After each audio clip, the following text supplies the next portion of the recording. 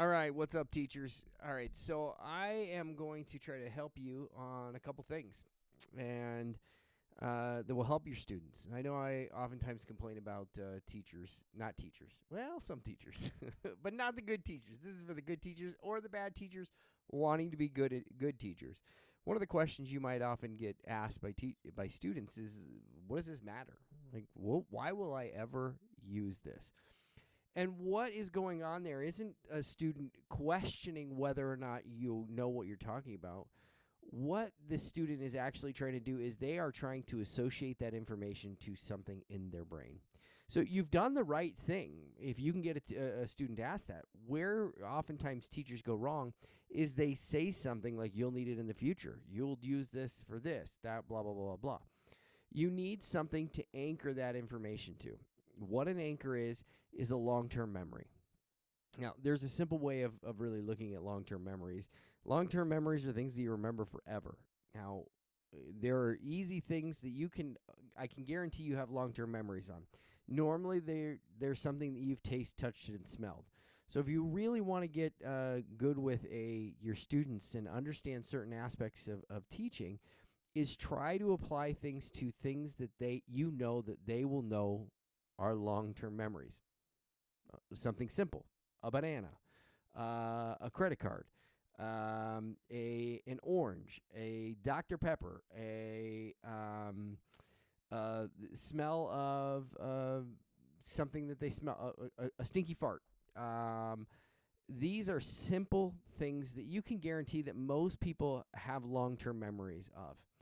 Now, things that people don't have long-term memories for: 3.5 inches. Why would I need to know what 3.5 inches is? Well, you might just want to know it for when you're measuring things. But if you get those questions, the best thing to do at that point in time is to give an object or something that you know that they're going to have a long-term memory.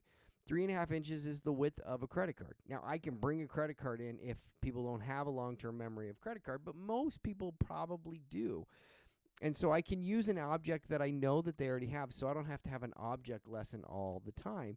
If I use my words in a manner where I'm talking about objects where I know these kids are going to have long-term memories of, then it's going to associate that information to that. It's going to create new neural pathways to long-term memories that they have. So when they look at a credit card, what's going to come out with that credit card?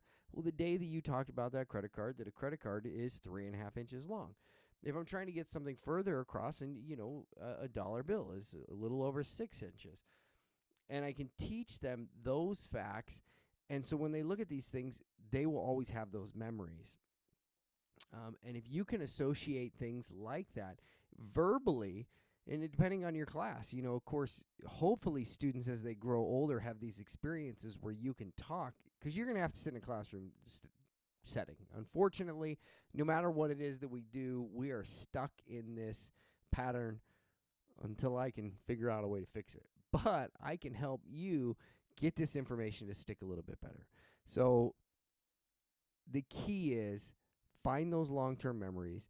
And if you're talking in paragraphs or sentences, try to get information that sticks to those long-term memories. The younger the age group, the memories you're going to have to use that they should know. So you're going to have to talk a lot about food. You're going to have to talk a lot about this.